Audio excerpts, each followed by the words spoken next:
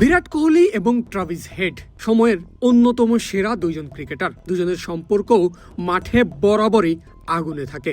তবে এবার সেই আগুন এমন পর্যায়ে গিয়ে পৌঁছেছে যে আইপিএল এর ম্যাচ শেষে ট্রাভিসের সঙ্গে হাত মেলাতেও রাজি হননি বিরাট কোহলি। ঘটনাটা আপাতত ক্রিকেট দুনিয়ার সবচেয়ে আলোচিত বিষয়গুলোর একটা হয়ে দাঁড়িয়েছে। ঘটনা ঘটে শুক্রবার রয়্যাল চ্যালেঞ্জার্স বেঙ্গালুরু আর সানরাইজার্স হায়দ্রাবাদের ম্যাচে।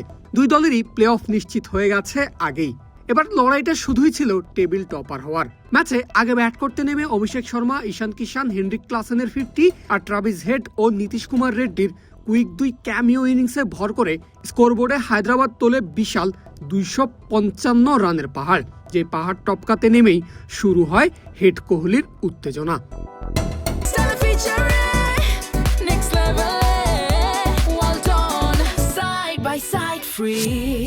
বিরাট কোহলি তখন ব্যাটিংয়ে। সে সময় ট্রাভিস হেড কিছু একটা বলে তাকে উস্কে দেওয়ার চেষ্টা করেন।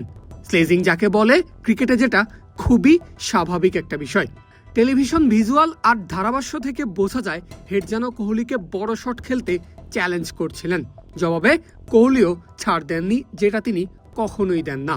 কোহলি ইশারা করে ট্রাভিস হেডকে বলেন বল করতে আসতে। এরপরই আসে সবচেয়ে কড়া খোঁচাটা।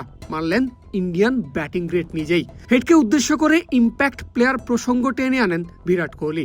কারণ চলমান আইপিএল এর প্রায় সব ম্যাচেই হেড সাধারণত ব্যাটিং শেষে বদলি প্লেয়ার হয়ে মাঠ ছাড়েন।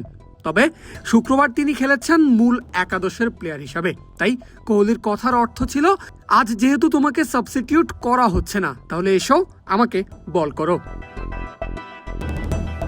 মজার ব্যাপার হলো, কোহলি আউট হওয়ার পর সত্যি ট্রাভিস হেডকে বোলিংয়ে আনেন হায়দ্রাবাদের আরেক অজি প্যাট কামিন্স।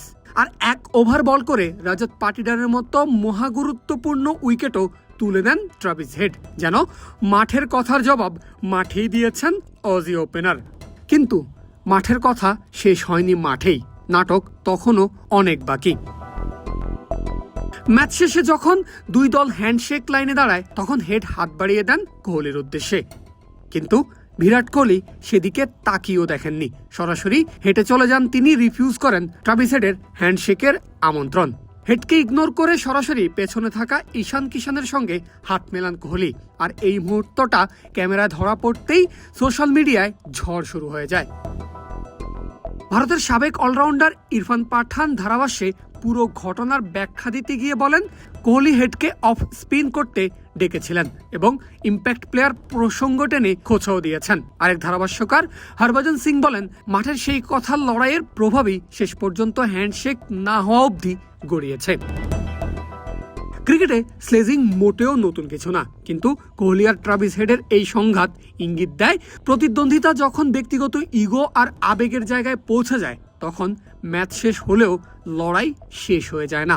এখন দেখার বিষয় হেড কোহলির এই ব্যাপারটা সামনে কতটুকু গড়ায়। পারভেজ আল হাসান, ক্রিক ফ্রেন্জি।